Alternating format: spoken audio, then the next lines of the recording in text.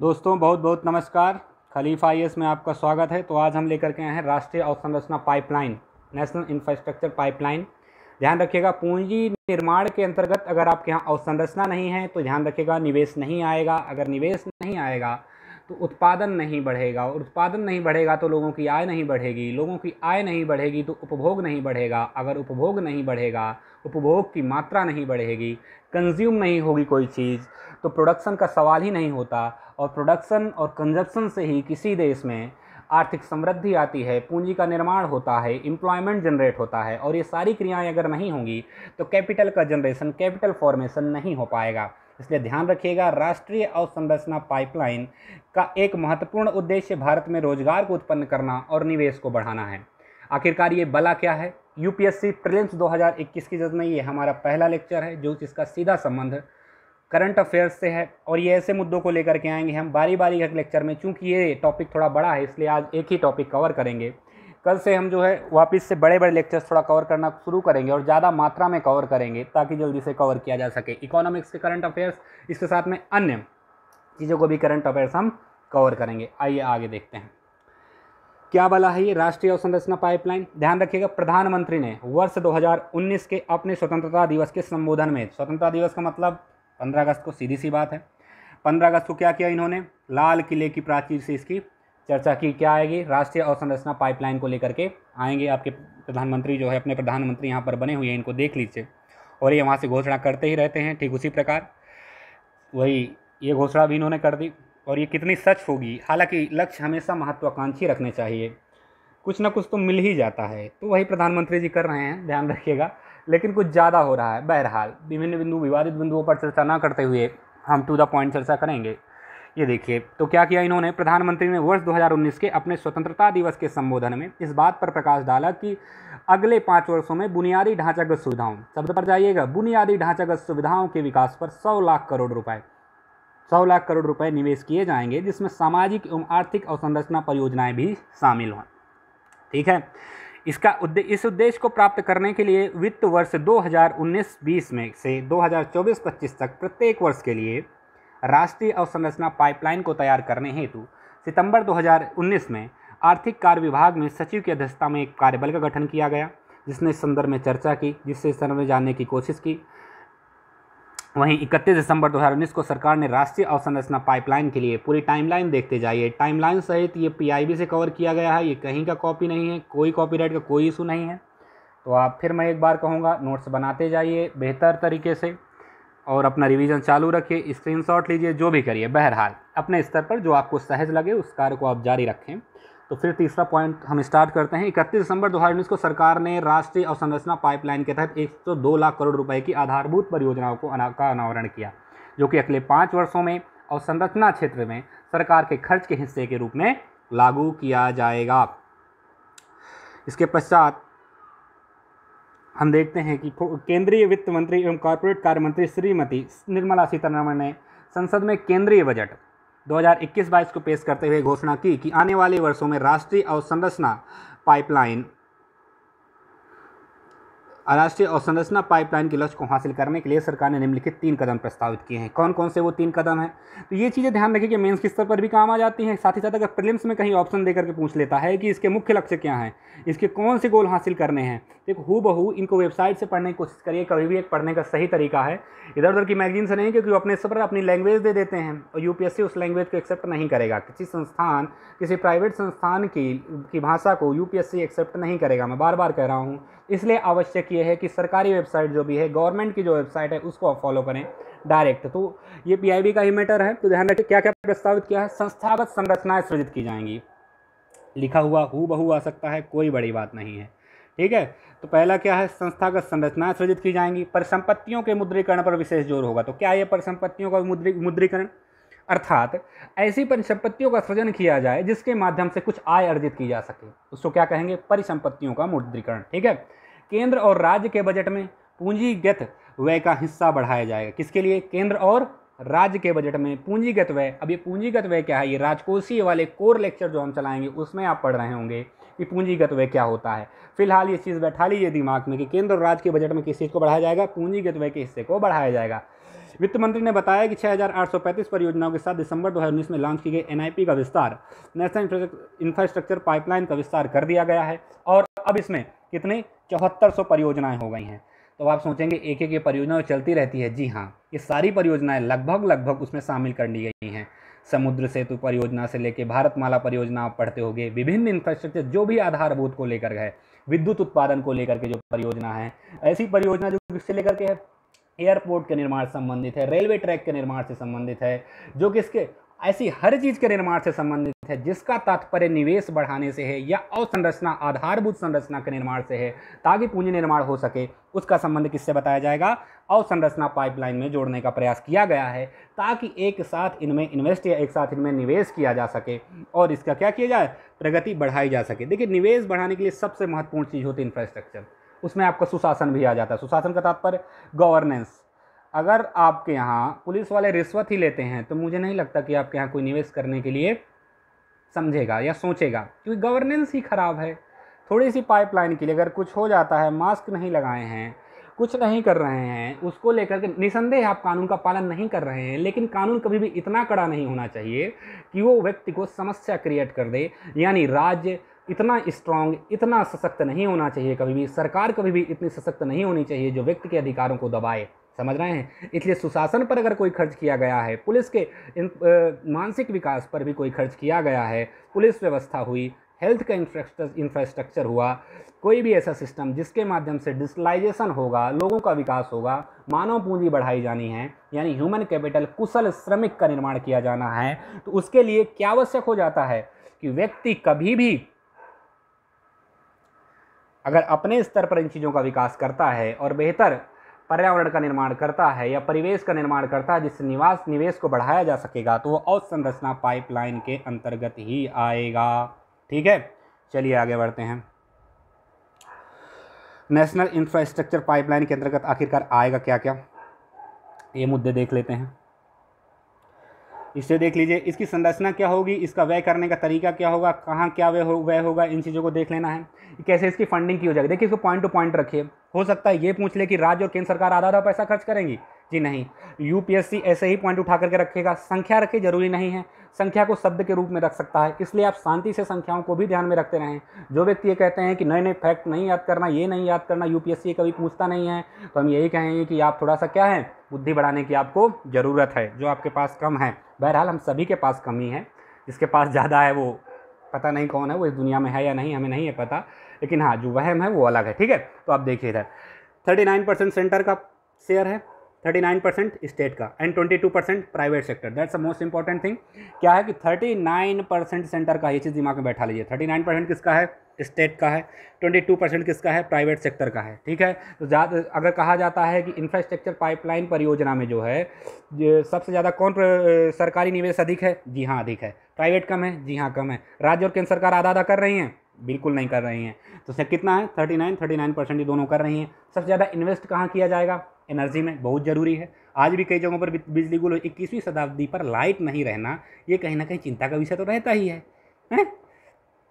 तो इसलिए एनर्जी पर पर्याप्त मात्रा में खर्च करने का प्रयास किया जा गया है। लगभग सबसे ज़्यादा किस में है, एनर्जी में। अगर कभी कोई क्वेश्चन आ जाता है कि सबसे ज़्यादा किस पे खर्च किया गया है, एनर्जी पे, लगभग 25 लाख करोड़ के आसपास। रोड पर कितना है, 20 लाख करोड़ के आसपास रोड्स पर खर्च किया गया है। रोडों की हालत आप देख ही सकते हैं, आज कहीं कहीं ख़राब हो सकती है, ऐसी बात नहीं, लेकिन फिर भी अच्छे खासे प्रयास किए गए हैं। सरकारों ने कुछ काम भी किया है।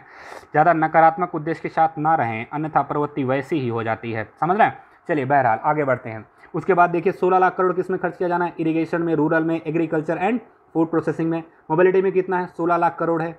रेलवे में कितना किया जाना है, 14 लाख करोड़ के आसपास। डिजिटल इंफ्रास्ट्रक्चर, समझ रहे हैं? डिजिटल इंफ्रास्ट्रक्चर का मतलब क्या होता है, डिजिटल इंफ्रास्ट्रक्चर। ये टावर लग रहा है, क्या है ये, 5G की टेस्टिंग चल रही है, किसी ने उड़ा दिया था फर्जी की 5G के माध्यम से। क्या हो रहा है, कोरोना फैल रहा है। अब देश है, देख लीजिए रूमर्स कैसे कैसे फैलते हैं, फैलने दिए। बहरहाल आप अपना काम करें, दुनिया की बकवास पर ध्यान ना दें, यही अच्छी बात है। तो 3.2 लाख करोड़ किस पर, डिजिटल, यही 5G का हमें इंफ्रास्ट्रक्चर तैयार करना है। 4G को और आगे तक ले जाना है। आज भी कहीं कहीं 2G ही नहीं पकड़ता है। उत्तर पूर्व में ऐसे स्टेट है जहाँ 2G के चांस बहुत कम है, कहीं कहीं 2G नहीं पकड़ता है। तो इस चीज़ को ध्यान रखना है कि नेटवर्क की अवेलेबिलिटी, यानी डिजिटल संचार की उपलब्धता सभी जगह लाना है ताकि कार्य को आसानी से किया जा सके, गवर्नेंस को बढ़ाया सके। पोर्ट एंड एयरपोर्ट में कितना है, 2.5 लाख करोड़ के आसपास। हालांकि कोशिश सरकार इसमें ये करेगी प्राइवेट इंफ्रास्ट्रक्चर को बढ़ाती जाए ताकि सरकार के ऊपर व्यय कम आए, सरकार कम खर्च करे और उसको मुनाफा ज़्यादा हो। और जीवन का मूलभूत सिद्धांत किस पर काम करता है, इसी पर कि फ़ायदा ज़्यादा हो और व्यय और निवेश कम करना पड़े। लेकिन पहले आपको यहाँ निवेश करना पड़ेगा, इस चीज़ को आप ध्यान रखिएगा। तो ये देख लीजिए, टूवर्ड्स 5 ट्रिलियन इकोनॉमी बाई 2050 माई गो मेरी सरकार के अंतर्गत ये जो है आया है। इस लोगों को आप ध्यान रखें, ये सीधा गवर्नमेंट का दिया हुआ है, कोई मेरा डेटा नहीं है कि सर जो है तो अपने से ले आए और ढूंढ लिया इन्होंने, बिल्कुल नहीं, माफ़ कीजिएगा। ठीक है, तो ये पूरा गवर्नमेंट का डेटा है। आप गवर्नमेंट डेटा हूबहू पढ़ने का प्रयास करें ताकि आप बेहतर तरीके से समझ सकें और जब सवाल आए आपके सामने तो वहाँ झिझक बिल्कुल ना हो, कम से कम प्रीलिम्स के स्तर पर तो ना ही हो, तो ज़्यादा बेहतर होगा। ठीक है, चलिए कम से कम आगे बढ़ते हैं। क्या क्या काम रहेंगे, will create job, improve ease of living and provide equality access to infrastructure. सभी को समान मात्रा में क्या मिल सके, जैसे अभी आप देख रहे होंगे कोरोना को लेकर के विभिन्न जगहों में हॉस्पिटल्स की कमी है, बेड की कमी है, ये भी तो इंफ्रास्ट्रक्चर का अभाव ही है। इस चीज़ को भी इसमें क्या किया जाएगा, कवर किया जाएगा इंफ्रास्ट्रक्चर पाइपलाइन में। चलिए आगे देखते हैं, अवसंरचना का वित्त पोषण, इसका फाइनेंशियल, इसके लिए पैसा कहाँ से आएगा। हवा में बात करने से कुछ नहीं हो जाता है कि बैठ गए, मंत्री जी ने बोला बोले पैसा आ जाएगा, सोचिए कौन, ब्यूरोक्रेसी, नौकर साहब सोच रहे हैं मैंने पैसा जो तो मंत्री जी ने बोला, ये सब कुछ नहीं है, राजशाही सिस्टम नहीं चल रहा है। इसके लिए बराबर एक प्रॉपर व्यवस्था होगी, संस्थागत व्यवस्था की जाएगी ताकि इसमें लोकतांत्रिक एवं पारदर्शी चीज़ें बनाए रखी जा सकें। अच्छा, इसके लिए एक विकास वित्त संस्थान की पहल की गई है। ये क्या है, केंद्रीय वित्त मंत्री ने घोषणा की कि विकास वित्त संस्थान से लाभ उठाने के लिए केंद्रीय बजट में 2000 करोड़ रुपए की राशि देख लीजिए, सबसे इंपॉर्टेंट है, माफ़ कीजिएगा, 20,000 करोड़ रुपए की राशि का प्रावधान किया गया है। वित्त मंत्री ने बताया कि डीएफआई की स्थापना के लिए एक विधेयक पेश किया जाएगा। यह डीएफआई अवसंरचना या बुनियादी ढांचागत सुविधाओं के वित्त पोषण के लिए एक प्रदाता, सुविधाजनक और उत्प्रेरक की भूमिका निभाएगा। उन्होंने कहा कि इस डीएफआई के लिए 3 करोड़ में कम से कम 5 लाख करोड़ रुपए का कर्ज पोर्टफोलियो सुनिश्चित करने की महत्वाकांक्षा है। वित्त मंत्री ने यह भी बताया कि विदेशी पोर्टफोलियो निवेशकों द्वारा इनविट और रीट के ऋण वित्त पोषण के लिए संबंधित कानूनों में उपयुक्त संशोधन किए जाएंगे। इस कदम से अवसंरचना में रियल टाइम स्टेट सेक्टर्स के लिए धनराशि बढ़ाने में मदद मिलने की आशा है। ठीक है, तो किसी विकास वित्त संस्थान का निर्माण इसीलिए किया जाता है। हालांकि विधेयक लाया जाएगा, अभी विधेयक लाया नहीं गया है, यानी सरकार अभी भी सक्रियता से काम नहीं कर पाई है। घोषणा 19 में की गई थी, 21 का 15 अगस्त आने वाला है। मैं सरकार की आलोचना बिल्कुल नहीं कर रहा हूँ, पर कदम देरी के अवश्य है। ठीक है, और ध्यान रखिएगा, भारत में अवसंरचनागत परियोजनाओं से जुड़ी जो अद्यतन जानकारी है सभी हितधारकों को उपलब्ध कराने हेतु एक वन स्टॉप समाधान के रूप में इस ऑनलाइन डैशबोर्ड की परिकल्पना की गई है। ठीक है, अब ऑनलाइन डैशबोर्ड को क्या नाम दिया गया है, किसके द्वारा होस्ट किया जाएगा, ये किया जाएगा इंडिया इन्वेस्टमेंट ग्रिड। इसको आप लिख लीजिए, इंडिया इन्वेस्टमेंट ग्रिड। इंडिया इसे नोट्स में नहीं है, इसे लिख लीजिए, इसको India investment grid. India investment grid के द्वारा जो है इसको क्या किया जाएगा, होस्ट किया जाएगा और ये परमानेंट जानकारी देगा। तो उसमें अगर कभी क्वेश्चन आपसे पूछता है प्रीलिम्स में कि इंडिया इन्वेस्टमेंट ग्रिड का प्रावधान है, जी हाँ है। विकास वित्त संस्थान का प्रावधान है, जी हाँ है। 39% पेमेंट करना है सेंटर को, 39% स्टेट को, जी हाँ है। 22% प्राइवेट सेक्टर से आएगा, जी हाँ है। इसके बाद पिछली स्लाइड में जो आपने देखा था कि इसके 22% के साथ एनर्जी, सबसे ज़्यादा किस में इन्वेस्टमेंट होना है, एनर्जी में 25 लाख करोड़ के आसपास होना है। तो ये चीज़ आप दिमाग में रखेंगे। ठीक है, अच्छा, ये इंडिया इन्वेस्टमेंट ग्रिड आखिरकार है क्या, ये दरअसल ध्यान रखिएगा, ये जो है तो उद्योग संवर्धन और आंतरिक व्यापार विभाग के द्वारा इसको स्टार्ट किया गया है। उद्योग संवर्धन और आंतरिक व्यापार विभाग, ये वाणिज्य एवं उद्योग मंत्रालय के अंतर्गत आता है, ध्यान रखिएगा, कॉमर्स एंड इंडस्ट्रियल मिनिस्ट्री के अंतर्गत आता है इंडिया इन्वेस्टमेंट ग्रिड। ठीक है, तो इसको इन्वेस्ट इंडिया की एक ये पहल है, ये चीज़, इस चीज़ के बारे में ध्यान रखना है। तो इन्वेस्ट इंडिया को बढ़ावा देना, सारी चीज़ें एक जगह आके मर्ज करना है कुल मिलाकर के नेशनल इंफ्रास्ट्रक्चर पाइपलाइन में, उसी की जद में ये सारी चीज़ें स्टार्ट की गई हैं। अच्छा, एनआईपी की आवश्यकता क्यों है, नेशनल इंफ्रास्ट्रक्चर पाइपलाइन का महत्व क्या है, तो ये मेंस के स्तर पर भी और प्रीलिम्स में भी फिर एक बार मैं कह रहा हूँ, क्योंकि बहुत ही इंपॉर्टेंट टॉपिक है। यूपीएससी ने प्रीलिम्स में अभी तक इसमें हाथ नहीं लगाया है। ठीक है, तो कभी भी क्वेश्चन पूछ सकता है। हालांकि स्टेट पीसीएस इसके बारे में क्वेश्चन पूछ चुके हैं, यूपी पीसीएस 2 बार क्वेश्चन पूछ चुका है। तो प्रीवियस ईयर जब आप उठा के सॉल्व करेंगे तो आप इस क्वेश्चन को पा जाएंगे, लेकिन आप यहाँ नहीं पाएंगे। कहाँ? यूपीएससी के प्रीलिम्स में अभी ठीक तरीके से इसमें हाथ नहीं लगाया है, और इस पर क्वेश्चन जरूर आएंगे, डायरेक्ट आए या इनडायरेक्ट आए, आने वाले 3-4 सालों में। ठीक है, चलिए, तो एनआईपी का महत्व क्या क्या है। भारत 2024-25 तक 5 ट्रिलियन की अर्थव्यवस्था हासिल करने का लक्ष्य लेकर के चल रहा है। कितना? 5 ट्रिलियन डॉलर। सबने सुना होगा, 5 ट्रिलियन डॉलर इकोनॉमी। ठीक है, ऐसा होने के लिए सरकार को विभिन्न क्षेत्रों में 1.4 ट्रिलियन डॉलर से अधिक धन का निवेश करने की आवश्यकता है। एनआईपी निवेश के लिए एक उचित अवसंरचना प्रदान करता है, यानी एनआईपी मतलब नेशनल इंफ्रास्ट्रक्चर पाइपलाइन संरचना प्रदान करेगा। परिणाम उन्मुख निवेश क्षमता को बढ़ाते हैं। परिणाम उन्मुख निवेश अर्थात जिनसे आशा है, उद्देश्य है, उनका लक्ष्य ये रखा जाता है कि ये तुरंत और एक अच्छे परिणाम के तहत आएंगे, यानी बिना लक्ष्य का कोई कार्य नहीं किया जा रहा है। और बुनियादी ढांचा विकास प्रत्यक्ष विदेशी निवेश को अधिक आकर्षित करता है। ठीक है, और दूसरे मुद्दे में हम देखेंगे जो है कि निवेश रोजगार के अवसरों के लिए रास्ते खोलता है, और बुनियादी ढांचे के विकास पर सरकार के जोर देने से यह शहरों और कस्बों में मेट्रो ट्रेनों की आसान प्राप्ति को सक्षम करेगा और सभी के लिए बुनियादी ढांचे की समान पहुंच प्रदान करेगा। मेट्रो ट्रेन तो एक छोटी चीज़ हो गई। आज भी मलिन बस्ती में चले जाएंगे तो कोई लड़का अगर रह रहा है, आपके देश का भविष्य जिसको आप कहते हैं कि बच्चे आपके देश का भविष्य होते हैं, तो वो कहाँ रहता है? मलिन बस्ती में रह रहा है। शौच की ठीक व्यवस्था नहीं है, वो भी इंफ्रास्ट्रक्चर के तहत ही आता है। सीवेज की व्यवस्था नहीं है, वो भी इंफ्रास्ट्रक्चर के तहत ही आता है। निमोनिया से ही बच्चे मर जा रहे हैं हमारे देश में, मलेरिया से ही मर जा रहे हैं। 21वीं शताब्दी से मलेरिया और निमोनिया से जिस देश में बच्चे मर रहे हों, उससे आप क्या कहेंगे, क्या आशा करेंगे? बहरहाल, इसी अवसंरचना को मजबूत करने के लिए सरकार द्वारा ये काम किए जा रहे हैं।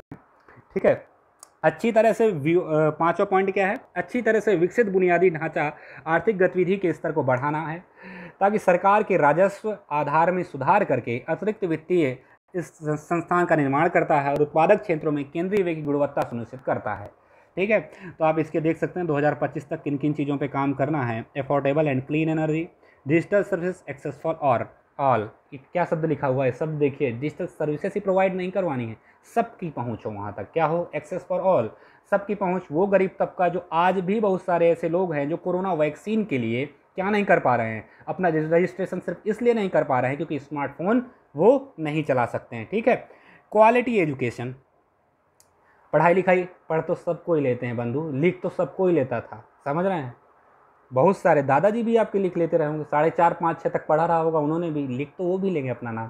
या सिर्फ लिखने से ही नहीं, सिर्फ शिक्षा ऐसी नहीं होनी चाहिए जो आपको कुशल श्रमिक बनाए, बल्कि शिक्षा ऐसी होनी चाहिए आपको एक बेहतर इंसान बनाए, बेहतर मानवीय मूल्य दे, उससे भी उठ करके दे, अच्छे मानवीय मूल्य दे, ताकि भ्रष्ट आचरणों से आप उठ करके एक विशिष्ट आचरण कर सकें।